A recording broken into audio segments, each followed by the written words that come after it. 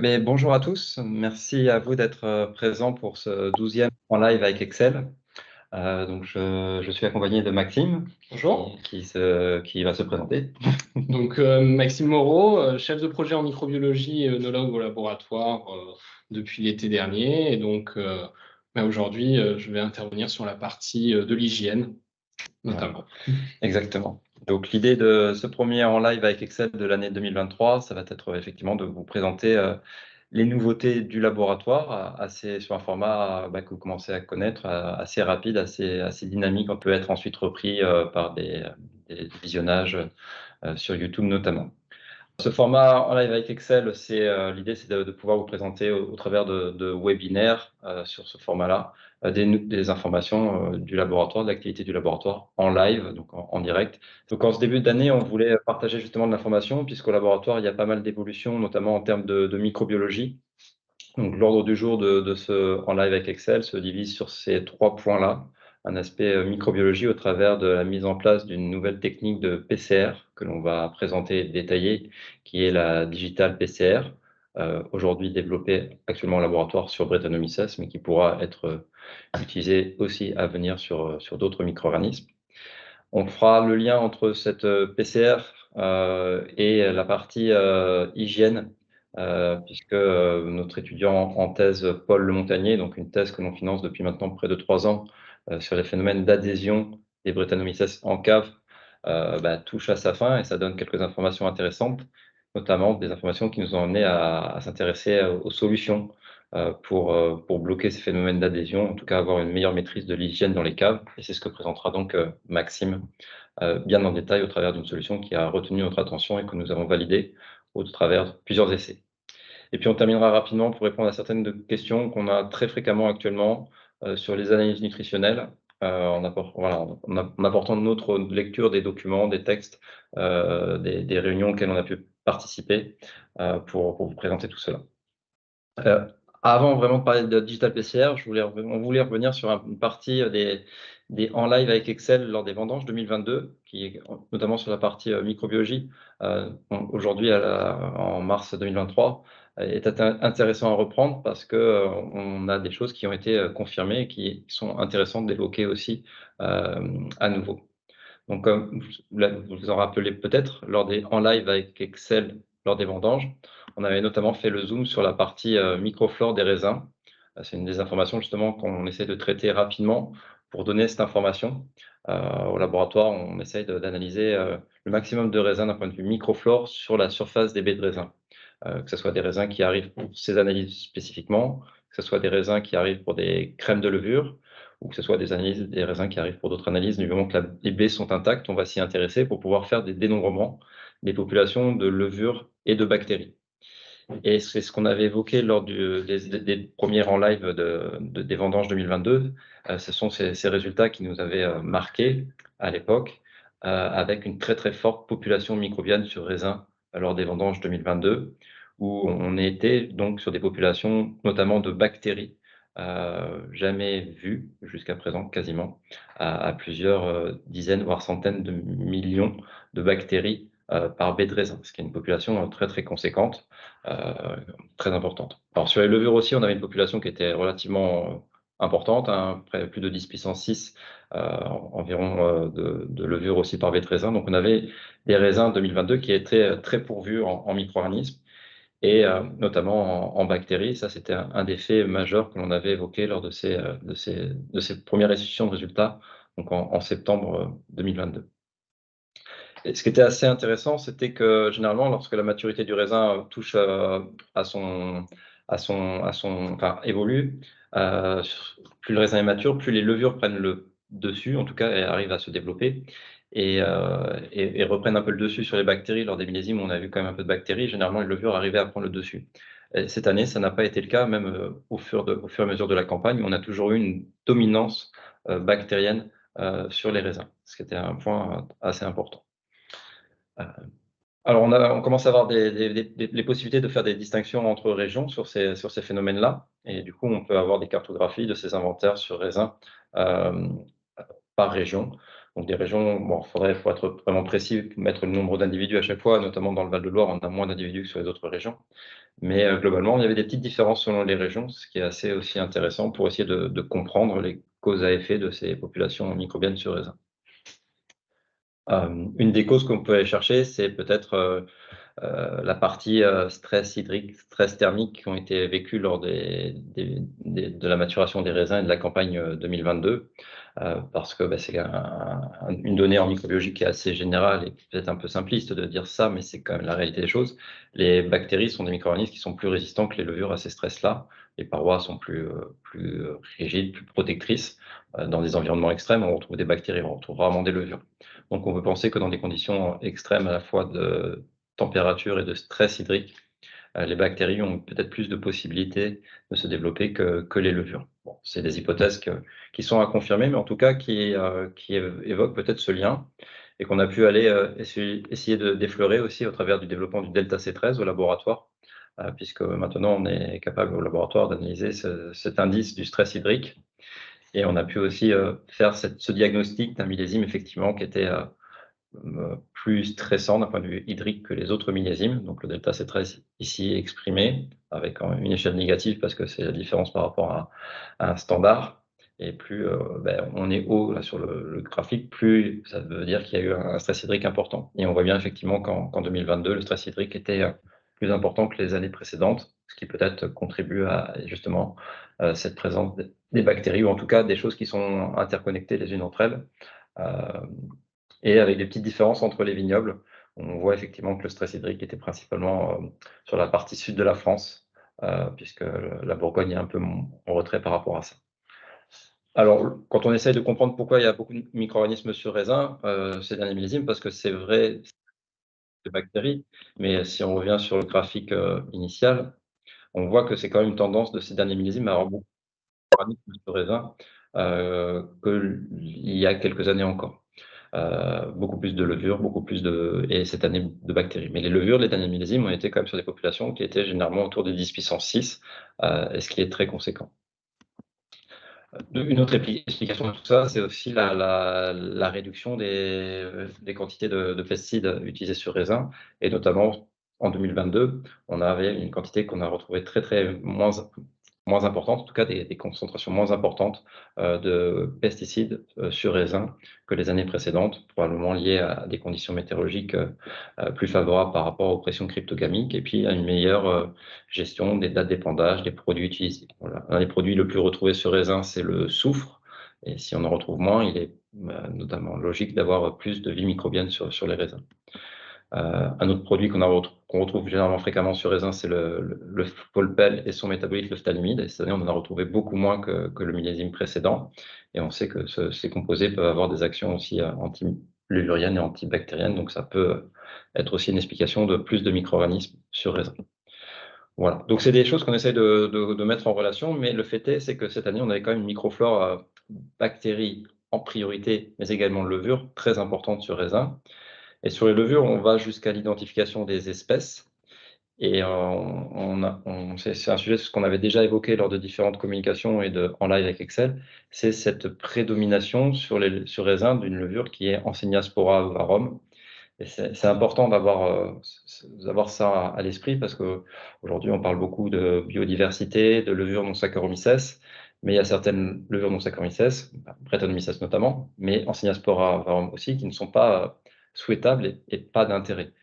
Pour rappel, Enseniaspora ovarum, c'est juste le nouveau nom d'une levure qu'on a tous appris comme étant une levure d'altération qui est Cloequera apiculata.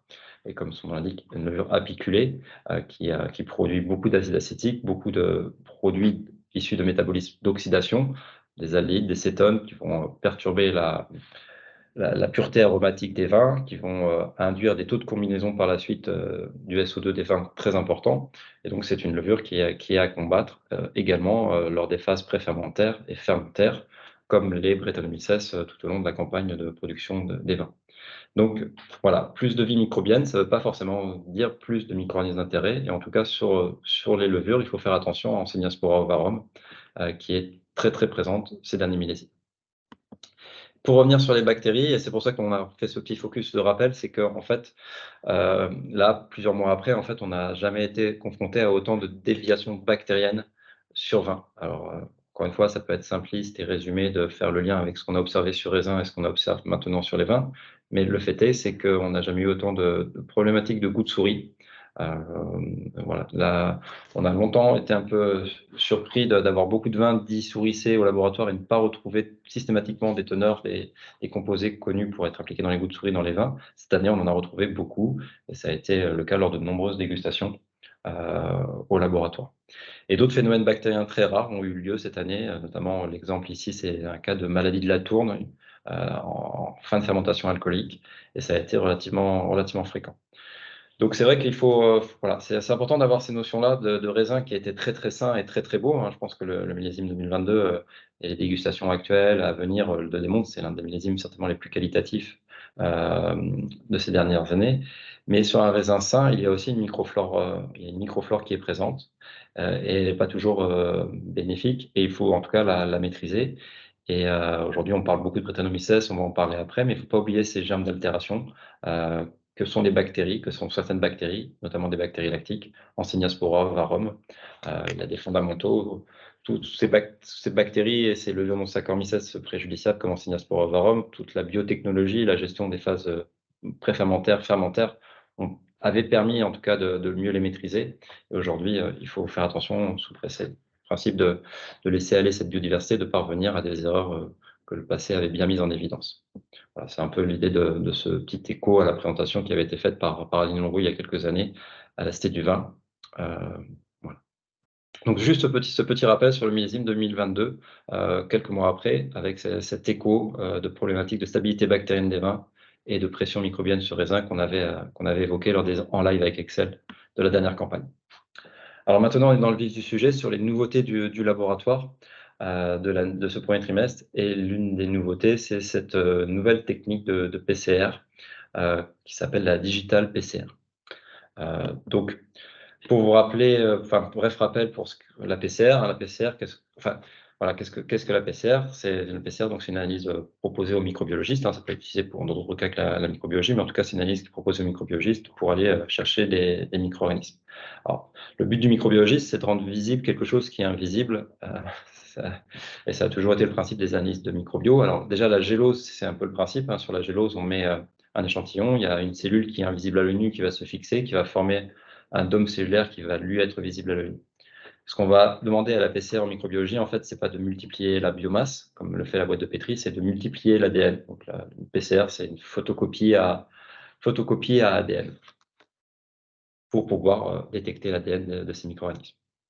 Alors cette photocopieuse, elle a connu différentes générations, hein. Les premières générations, elles consistaient à extraire l'ADN. C'est les culots blancs là, qui ont précipité dans l'éthanol ou dans d'autres solvants pour précipiter. Ça, c'est de l'ADN qu'on a réussi à extraire. Cet ADN, il était mis dans la photocopieuse et puis après, il était mis sur des plaques électrophorétiques dans lesquelles on avait inséré des marqueurs de fluorescence qui permettaient de visualiser la partie ADN qui avait été réussi à être photocopiée.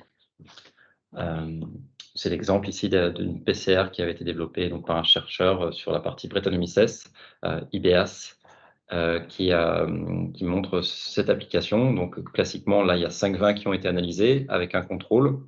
Les 3 premiers vins, il n'y a pas de signal d'amplification. Et sur les 2 autres, il y en a, puisqu'on le voit similaire au contrôle. Donc c'était des PCR qui étaient dites en point final.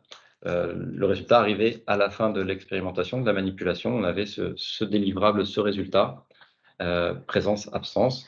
Alors on pouvait avoir des estimations de quantité en se référant aux marqueurs de poids moléculaire qui étaient sur le gel, donc dite M, où il y avait toujours une bande, notamment celle à 100 paires de base classiquement, qui avait une référence de concentration d'ADN. Donc on pouvait se référer à ça, mais c'était très très aléatoire et un peu fragile en termes de quantification. Donc on ne parlait pas de PCR quantitative. La PCR quantitative, elle est venue à partir du moment où on était capable en fait de coupler l'amplification de l'ADN à l'insertion de sondes fluorescentes et de suivre l'augmentation de cette fluorescence. Donc, ce qu'on peut appeler comme étant la PCR 2.0, c'est toujours l'étape d'extraction, donc soit manuel avec ces petits culots, soit nous, au laboratoire, on travaille depuis quelques années avec des automates qui permettent de faire des extractions d'ADN. L'avantage de travailler sur des automates, c'est de travailler sur des plus petits volumes et surtout de limiter les risques de contamination.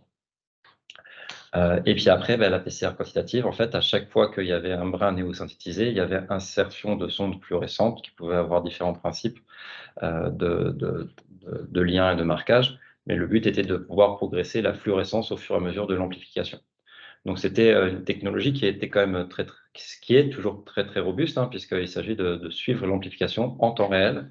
Donc c'est une PCR qu'on peut aussi appeler de PCR en temps réel, qui permet de suivre cela. Cette PCR, elle nécessite le résultat de cette PCR, le délivrable, il est très dépendant de la qualité de l'amplification. C'est ça puisque tout est basé sur cette phase d'amplification, à la fois la détection du micro-organisme et sa quantification, les deux étant liés.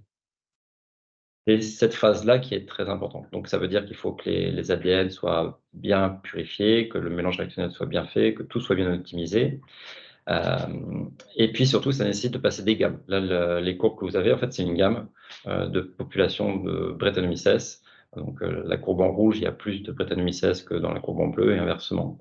Donc ça, c'est passé systématiquement en termes de série analytique. Quand vos échantillons arrivent au laboratoire, à chaque série, on repasse des gammes pour justement ne pas avoir de biais dans la quantification et toujours se référer à la qualité de l'amplification, au rendement de l'amplification pour pouvoir assurer cette quantification. Donc c'est une analyse qui est assez sensible et assez sophistiquée.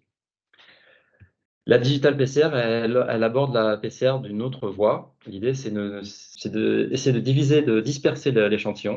À partir d'un échantillon, c'est de ne plus faire qu'une seule réaction PCR. C'est de disperser cet échantillon en des milliers de réactions. C'est ce qui est représenté par ces Eppendorf, donc un ADN, mais qu'on va les disperser dans des micro-gouttelettes au sein de cet échantillon. Donc c'est réalisé par des aspects de microfluidique. Et en fait, on va avoir des plaques, des toutes petites plaques, qui vont avoir des gouttes, qui vont recevoir des gouttes de dispersion de l'échantillon dans lequel il y aura la réaction de PCR.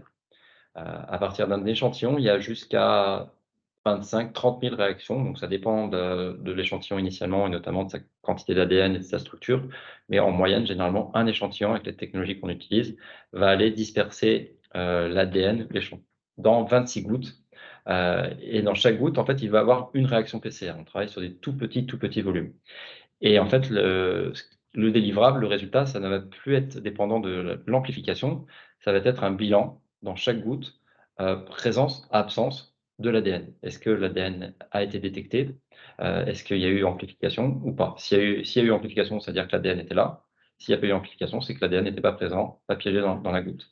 Et ça va être ce rapport par des lois statistiques entre le nombre de gouttes de répartition, on appelle gouttes ou répartition, positive où il y a ADN, et le nombre de gouttes répartition où il n'y a pas d'ADN, qui va faire la quantification. Donc ça, c'est ce qui s'appelle la quantification absolue, c'est-à-dire que c'est absolue, c'est-à-dire que c'est lié justement à ce dénombrement, à ce résultat, et plus lié au phénomène qui aboutissait à cette quantification, l'amplification. Donc c'est quelque chose qui est assez intéressant parce que notamment ça va éviter d'avoir à faire des gammes, et d'être biaisé par des effets matrices, des choses qui sont bien connues notamment en chimie. Voilà, cette qualité d'amplification, elle pouvait être dépendante de la pureté de l'échantillon, quantité de tanins et autres. Là, on va s'y affranchir complètement. Donc ça va être beaucoup plus simple de faire la quantification. Et l'autre point, c'est que en réalisant autant de réactions PCR, on va donner une précision analyse qui va être beaucoup plus robuste. Et nous aussi, en fait, cette dispersion, elle ne va pas faire que disperser l'ADN dans les gouttes, elle va aussi disperser les inhibiteurs de l'ADN, notamment ce qui est toujours embêtant en PCR, c'est les tanins, puisque la TEC polymérase, ça reste c'est une enzyme, donc une protéine, et avec les tanins, ça fait parfois, ça marche pas très bien. Donc il faut toujours essayer d'avoir de la purification très très bonne. Là, le fait est que s'il y a des traces de ces inhibiteurs, ils vont être aussi dispersés, et ça va réduire cet effet inhibiteur de la PCR. Donc on le voit on l'a vu lors des différents essais, donc ça fait plusieurs mois, ça fait environ 6 mois que la technique est en test au laboratoire. Et on l'a vu lors de nombreux essais, on arrive vraiment à abaisser considérablement le seuil de détection et de quantification par cette approche de digital PCR. Aujourd'hui, on estime qu'on est à peu près à une cellule pour 10 millilitres d'un échantillon qui n'aura pas été travaillé, pas centrifugé, pas filtré. Enfin, là, on parle d'un échantillon brut sur lequel on travaille. Ces étapes qu'on peut imaginer de concentration d'échantillons, on essaye de les éviter parce que ça peut influencer l'analyse suivant la viscosité du vin, suivant sa charge colloïdale. Tout ça, c'est des choses qu'on essaye de ne pas faire pour ne pas être biaisé par des étapes de préparation. Donc là, on parle vraiment de seuil à partir d'un échantillon brut. Et ce seuil de 1 cellule pour 10 millilitres, il est quand même environ 100 fois meilleur que la PCR classique, où on était plutôt autour de 10 cellules par millilitre, bien plus bas que ne l'est la cytométrie en flux, pardon. Et c'est quelque chose qui est assez intéressant pour essayer justement de gagner en précision. Voilà. Donc les deux avantages de cette digital PCR, c'est d'être un peu moins exigeante en termes de gamme, de repasse, de tout ce qui va essayer de donner de la consistance à la qualité de l'amplification. Enfin, on va être moins dépendant de ça, donc ça va être plus rapide, moins coûteux aussi. Le fait de ne pas avoir à faire de gamme à chaque série, ben, c'est quand même des économies de réactifs et tout ça. Donc ça va être un gain économique, de rapidité et donc de sensibilité. Alors, la question, quand on a commencé à évoquer ça avec des partenaires, ils nous ont tous dit, mais à quoi ça peut servir d'être plus sensible sur Brettanomyces? Alors, on a deux éléments de réponse à ce niveau-là. C'est qu'on a quand même l'impression que les dynamiques d'évolution des phénols volatiles sont pas tout le temps à mettre en corrélation avec les dynamiques des populations dans les lots. On a des fois des choses qui semblent un peu incohérentes. Mais ce qu'on voit quand même, c'est qu'il y a des moments clés où il y a des augmentations de phénol volatile. Et que quand on essaye de débriefer un peu a posteriori ces éléments clés, on voit que précédemment, les mois qui précédaient, les semaines qui précédaient, on avait des signaux dans certains lots d'évolution des populations. Donc on pense qu'il faut essayer de gagner en précision dans le suivi des populations pour avoir à des moments clés des alertes d'une dynamique microbienne qui est en train de se mettre en place à la cave. Et ça passe par plus de robustesse et plus de précision sur des faibles populations. Euh, et ça pourrait permettre de mieux appréhender, de mieux prévenir les évolutions de phénol volatile. On a fréquemment cet échange-là. Ah ben là, c'est mes vins, mais les teneurs en phénol volatile ont monté dans tous mes vins. Mais c'est vrai qu'il y a quelques semaines, j'avais ce lot qui avait commencé à bouger, mais comme c'était à la limite de ce qu'on pouvait quantifier, je ne savais pas si c'était un frémissement ou vraiment une activité. Et on pense que si on vient consolider ce point-là et qu'on vient dire oui, il y a une évolution de quelques cellules dans ce lot-là, on peut avoir en tout cas alerté, allumer une lanterne en disant il se passe quelque chose dans les vins, essayons de consolider ça en faisant un suivi des autres lots pour être un peu plus préventif. Et l'autre application de cet abaissement de sensibilité que l'on voit, c'est au travers de ce qu'on peut voir dans la cave aussi. On parle des détections des Brettanomyces dans les vins, mais plus on s'intéresse à ce qui se passe dans la cave, plus on se rend compte qu'il y a une vie microbienne dans la cave, notamment dans les zones humides. Et dans les zones humides, on a des fréquences de détection. Donc ça, c'est issu d'un article qu'on a publié dans la Revue française d'œnologie l'année dernière. Mais quand on regarde les quantifications, elles sont très très faibles et parfois plus importantes à d'autres moments de l'année ou à d'autres moments de prélèvement. Donc c'est aussi essayer de donner plus de robustesse à ces quantifications pour essayer d'avoir ces signaux-là aussi pour dire qu'il y a quelque chose dans la cave qui est en train de se passer. Peut-être pas au moment de l'observation dans les vins réellement, mais en tout cas dans la cave, et avoir ces signaux pour prédire d'une contamination à venir. Et ça semble assez intéressant pour justement aller plus précisément dans la prévention.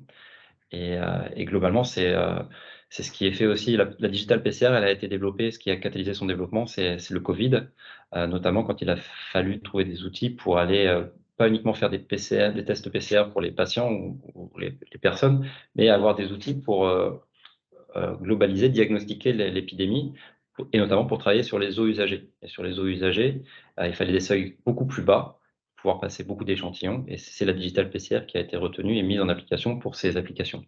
Et l'idée, ce serait certainement de pouvoir essayer de disposer d'outils similaires, Ocher, pour envisager de mieux encadrer les zones à risque, les moments à risque de l'année, ou de la campagne, ou du process, où il y a ce dynamisme microbien qui se met en place, à la fois dans l'environnement et dans les vins. Donc pour cela, il est nécessaire de gagner en précision. Et la digital PCR offre cette possibilité.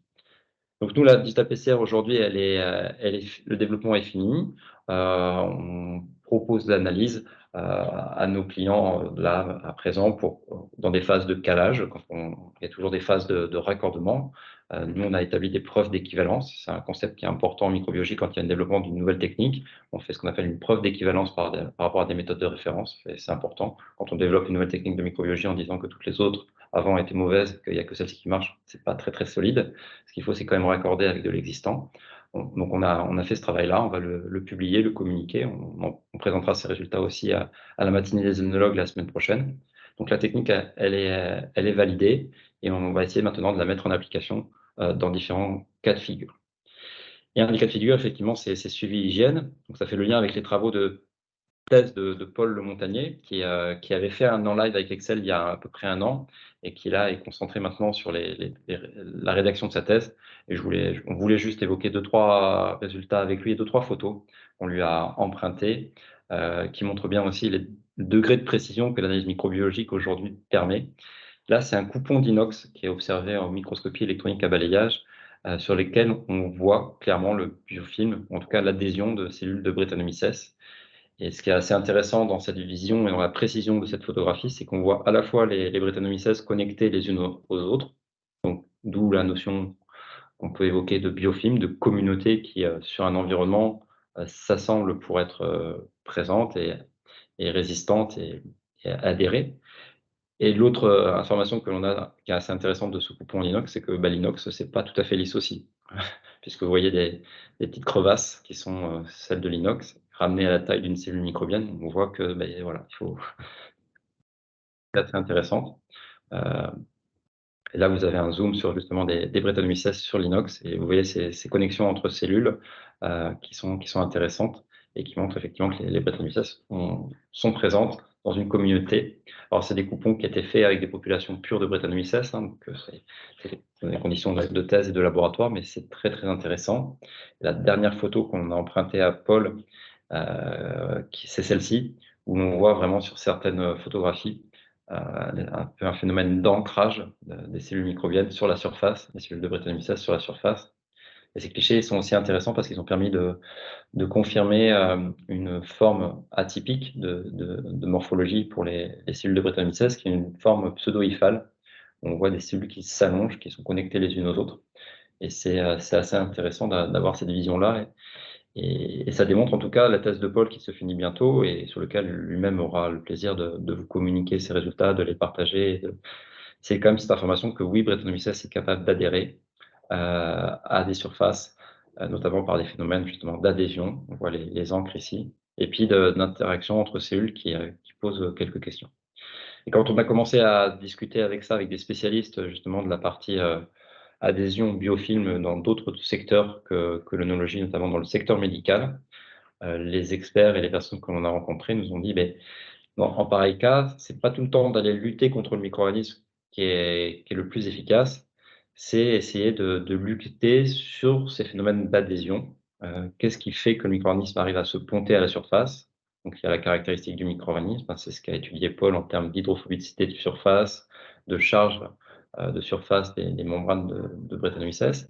Il y a les caractéristiques du matériau, ce qu'on appréhende aussi, nous, de notre côté, au travers de l'analyse des matériaux. Mais il y a aussi cette connexion. Et un des éléments clés qui fait cette connexion, souvent, c'est l'eau, la molécule d'eau, qui permet ces pontages par force hypostatique, puisque c'est une molécule qui a les deux charges, entre les protons des hydrogènes et puis les doublés de l'oxygène. Donc, c'est des choses qui nous ont fait réfléchir à l'eau, et on a été amené à discuter avec des spécialistes sur l'eau et la façon de perturber ces établissements de liaison. Et les experts nous ont amené à nous intéresser à l'eau oxygénée. Donc, ça peut paraître assez simple, mais ça a été le début en fait d'une rencontre que va vous expliquer par la suite Maxime avec la société DVA. Bon, merci Vincent. Donc, au travers de la société DVA, en fait, qui est une société qui développe des solutions de désinfection qu'on appelle désinfection des surfaces par voie aérienne, donc la DSVA, qui nous a retenu notre attention, notamment par donc l'utilisation d'eau oxygénée par rapport à la discussion que tu avais juste avant, et à l'efficacité de ce type de désinfection qui permet d'atteindre des espaces vraiment inaccessibles. Tu présentais plutôt les endroits à risque au chai. Nombreux sont ceux qui sont peu accessibles pour un nettoyage et une désinfection habituelle, on va dire. Et donc, l'utilisation de cette méthode de désinfection se fait en recouvrant les surfaces avec un brouillard sec. Donc, à nouveau, on parle aussi de l'eau qui permet de ponter. Ici, il n'y a pas de résidus d'eau de la désinfection de surface par voie aérienne. Et l'effet biocide de l'eau oxygénée est tout aussi efficace.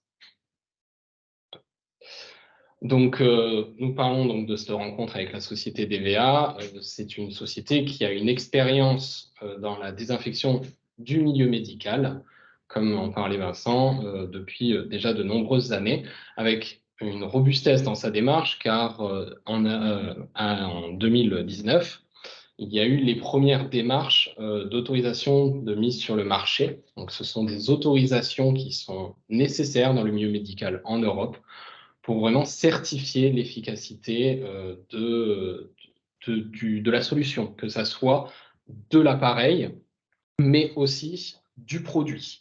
Car on parle toujours, dans ces cas-là, d'une association entre un produit spécifique, en l'occurrence une solution à base d'eau oxygénée, et des appareils qui assurent une bonne diffusion de ce produit-là. Et donc, c'est suite à ces différents échanges que cette année, nous en sommes arrivés à ce partenariat pour commencer à développer cette méthode-là dans les chais, dans les laboratoires œnologiques et tout ce qui est ustensiles vinicoles et cuveries. Alors, en fait, le principe est assez simple de la désinfection. Alors, on parle bien de désinfection, c'est-à-dire qu'une étape de nettoyage doit être réalisée en amont. On ne désinfecte que ce qui est propre.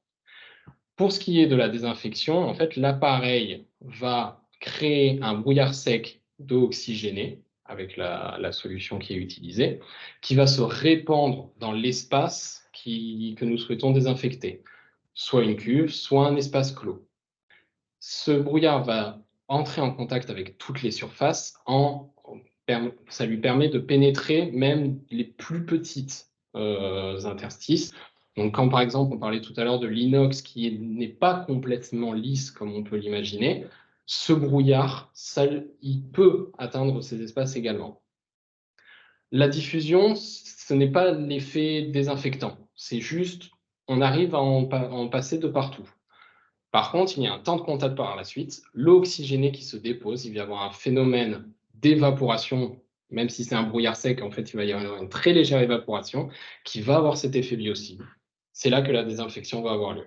Enfin, une troisième étape qui est l'aération, car on souhaite désinfecter les micro-organismes, pas les poumons des personnes qui vont entrer en contact avec la pièce ou avec le matériel qui a été désinfecté.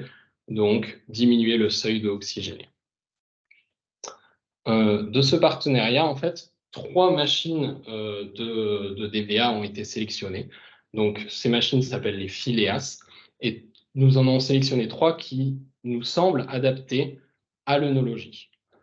Un petit appareil, tout d'abord, qui est plus adapté à tout ce qui va être fût et barrique, qui est encore en développement, le Phileas 5, qui s'adapte vraiment à des petits volumes, qui fonctionnent sur batterie et qui diffuse à travers 2 bus. Donc, la possibilité de désinfecter 2 barriques ou 2 fûts en même temps.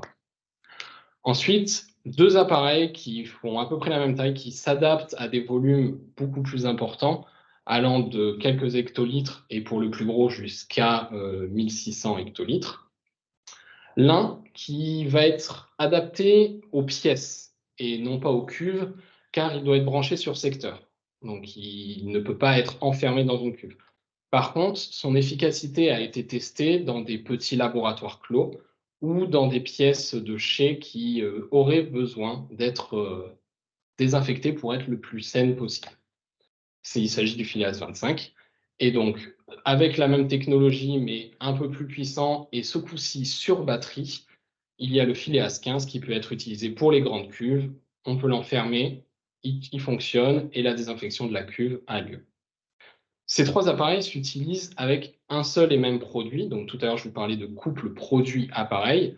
C'est un produit qui a été développé par DVA pour fonctionner dans les conditions de diffusion de ces appareils et qui est donc, comme on en parlait précédemment, avec comme principe actif l'eau oxygénée, H2O2. Ces appareils sont vraiment adaptés en fait à une utilisation facile de l'opérateur.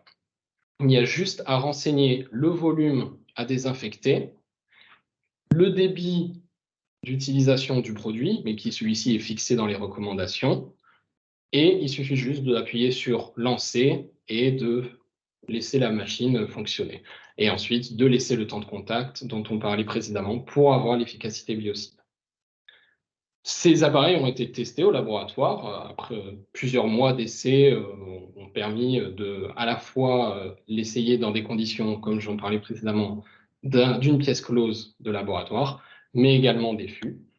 Donc, cela a été mis en œuvre par le laboratoire avec les outils de microbiologie que nous avons pour les études d'hygiène, donc l'étude de l'ATP via l'ATP-métrie, mais également des prélèvements pour la croissance du micro-organisme, soit sur boîte gélosée, soit en milieu liquide.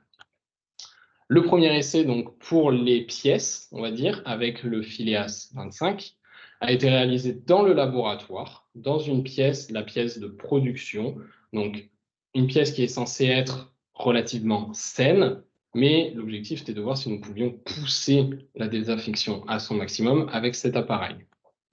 Donc les résultats qui sont présentés ici, aussi bien en ATP-métrie, mais en dénombrement de levures, de bactéries et de flore totale, donc on peut retrouver des moisissures.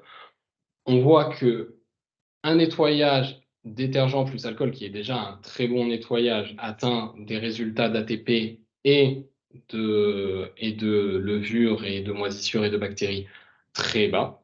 Mais lorsque l'on ajoute la désinfection par la suite au Phileas, on atteint vraiment des niveaux d'ATP qui sont très bas. À savoir que nous, dans un laboratoire, nous cherchons à être à une ATP le plus basse possible, notamment dans un laboratoire de microbiologie, mais en cave, l'objectif de 3 RLU en ATP est rarement atteint. Il faut vraiment pousser le nettoyage et la désinfection à son maximum. Ensuite, je vous parlais du petit Phileas 5 qui est encore en phase de test par rapport à des fûts, que ce soit en inox ou des barriques. Nous avons participé aux essais qui sont en cours sur des fûts en inox qui, eux, étaient vraiment très chargés en micro-organismes. On le voit qu'avant toute procédure, nous avions des RLU qui étaient très élevés. Au-dessus de 1000, nous considérons que c'est déjà sale. Ici, on est à 400 000. Les levures et la flore totale étaient trop nombreuses pour pouvoir être dénombrées et nous avions des bactéries.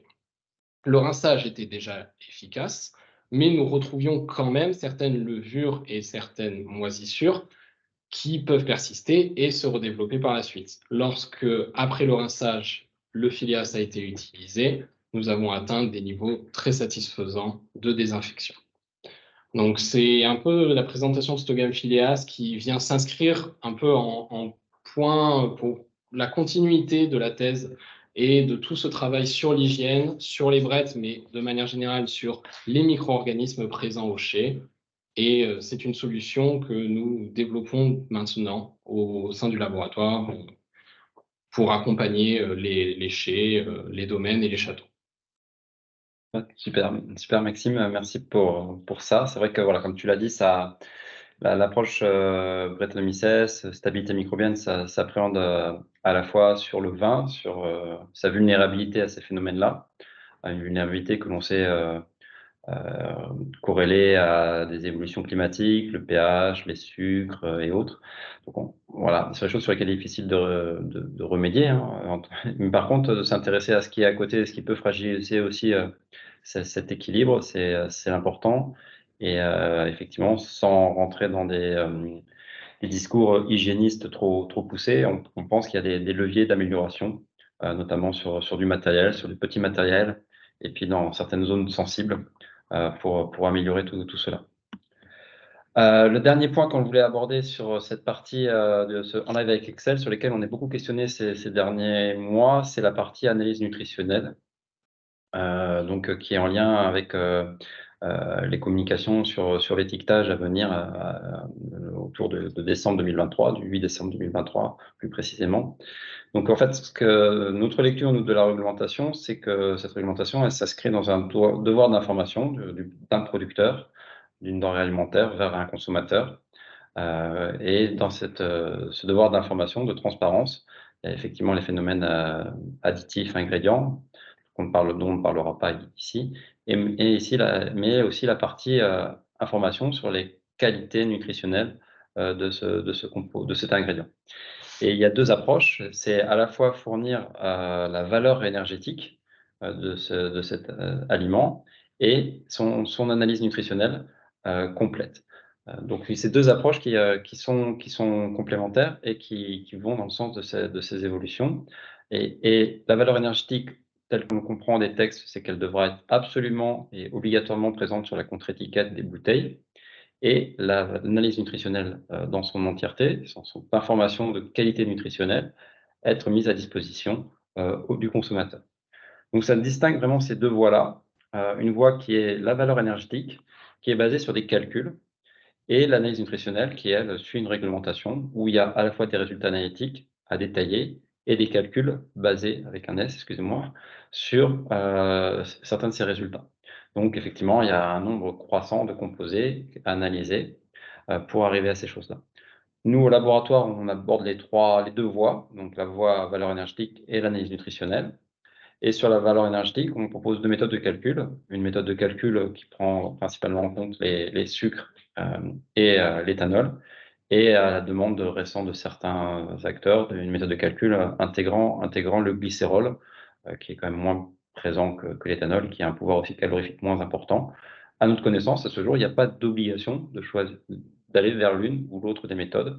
Il y a une possibilité. Ce qui est important, c'est de dire ce qui est fait, de faire ce qu'on dit sur cette partie-là. Donc l'analyse nutritionnelle, donc les calculs sont relativement faciles à faire. L'analyse nutritionnelle est un peu plus complexe. Le délivrable, c'est ce genre de rapport où il y a vraiment tout qui est inventorié et donné comme analyse complète.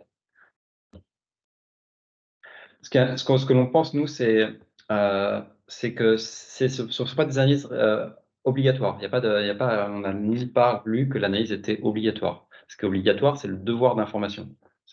Et donc, cette information, c'est la valeur énergétique sur la contre-étiquette et la mise à disposition de l'analyse nutritionnelle globale. Et quand on discute dans d'autres secteurs de l'agroalimentaire, parce que souvent en oenologie, on est face à des nouveautés et on a l'impression d'essayer de réinventer la roue. Mais ça a été c'est le quotidien de toute entreprise qui produit des jus de fruits, qui produit de la limonade, des produits transformés. Il y a ces devoirs-là qui ont toujours eu lieu. Quand on discute avec ces gens-là, y compris dans de gros groupes, ils nous disent qu'ils ne font pas systématiquement les analyses. Ça rentre dans des plans de contrôle en lien avec des changements de recettes, des changements de process. Donc, changement de recette, changement de process, ça peut être, quand on transpose à l'œnologie, un effet millésime avec plus ou moins de sucre dans les raisins, des phénomènes voilà, qui sont liés au process œnologique, mais il n'y a pas réalisation d'une analyse à faire à chaque cuvée, à chaque lot. Voilà, c'est pas ce qui est demandé dans la réglementation. Et aussi, quand on discute avec ces gens-là, ils nous disent que eux, ils se réfèrent à des tables, donc des tables SICAL, et qui sont disponibles sur le site de l'ANSES, qui évoquent aussi des valeurs de référence sur lesquelles les producteurs peuvent se référer. Et sur le vin, il existe ces phénomènes de référence. Vous les verrez ici proposés. Donc voilà, on voulait l'aborder rapidement parce que c'est pas un sujet analytique vraiment en soi, c'est juste une question autour de l'analyse, parce qu'on a l'impression qu'il y a un peu de crainte à ce sujet-là. Nous, on le voit pas comme ça, on pense qu'il y a pas de crainte à avoir. Il y a des consommateurs qui sont de plus en plus demandeurs d'une transparence vis-à-vis de ce qu'ils consomment, de ce qu'ils achètent, et la réglementation qui va en ce sens, dans ce devoir d'information et de transparence, mais qui n'impose pas, à l'heure où on se parle, tel qu'on l'a lu et compris, des analyses systématiques trop complexes.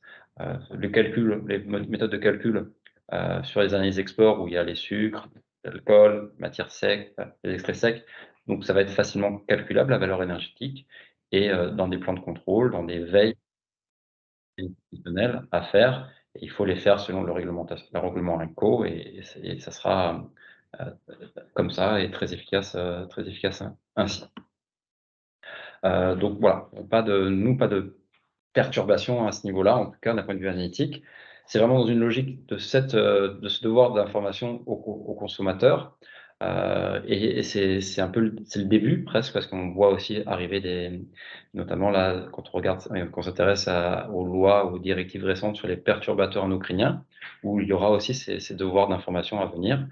Et là, ça va être un peu plus perturbant parce qu'il y aura des conformités en termes de normes, de teneur qui vont être à assurer, notamment quand on parle des phtalates, des bisphénols. On voit à venir des normes qui vont être vraiment très, très abaissées drastiquement. Et là, il y aura un autre sujet et plus d'émulation analytique, entre guillemets, pour assurer de pouvoir répondre à ces besoins-là. Mais à ce jour, il n'y a pas de crainte à avoir par rapport à ces analyses qui sont assez simples et qui font partie du quotidien de tout producteur d'aliments aujourd'hui. Et le vin rentre dans cette catégorie au sens aujourd'hui de certains textes réglementaires. Donc c'était pour avoir un discours plutôt rassurant par rapport à ça et voilà, n'hésitez pas à revenir vers nous, vers différentes structures qui accompagnent là-dessus, et différents écrits qui ont évoqué cela et c'est important d'avoir ces références-là. Donc on vous remercie pour votre présence lors de cet échange. On est disponible là, si c'est le format qui le permet, s'il y a quelques questions. Dans tous les cas, vous pouvez aussi nous contacter au laboratoire pour échanger plus précisément sur ces sujets. Donc la Digital PCR qui est disponible et qui va être travaillée dans les semaines, mois à venir. Ces possibilités de solutions en termes d'hygiène assez intéressantes. Et puis c'est parti, analyse nutritionnelle. Bon, merci encore à tous. Je ne vais pas vous prendre plus de temps que ça un vendredi après-midi. Donc merci encore votre présence lors de cette réunion et puis à disposition si vous avez la moindre question et puis à très bientôt.